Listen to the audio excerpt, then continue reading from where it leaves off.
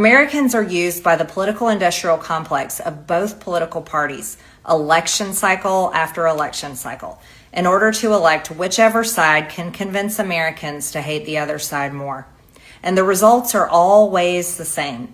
No matter which way the political pendulum swings, Republican or Democrat, nothing ever gets better for the common American man or woman. Meanwhile, most of the establishment Republicans who secretly hate him and who stabbed him in the back and never defended him against anything have all been welcomed in right after the election. And I will never forget the day I had to leave my mother's side as my father had brain surgery to remove cancerous tumors in order to fly to Washington, D.C. to defend President Trump and vote no against the Democrats' second impeachment in 2021. My poor father and my poor mother, it was way too much for all of us.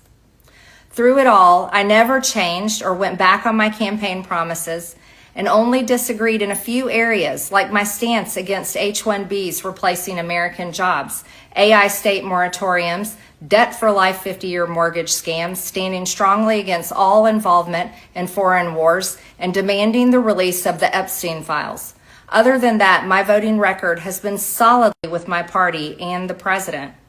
Loyalty should be a two-way street, and we should be able to vote our conscience and represent our district's interests because our job title is literally representative.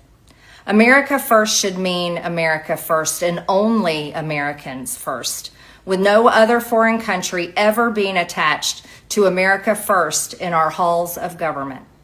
Standing up for American women who were raped at 14 years old, trafficked and used by rich, powerful men should not result in me being called a traitor and threatened by the President of the United States, whom I fought for. However, while yes, hurtful, my heart remains filled with joy, my life is filled with happiness, and my true convictions remain unchanged because my self-worth is not defined by a man, but instead by God who created everything in existence.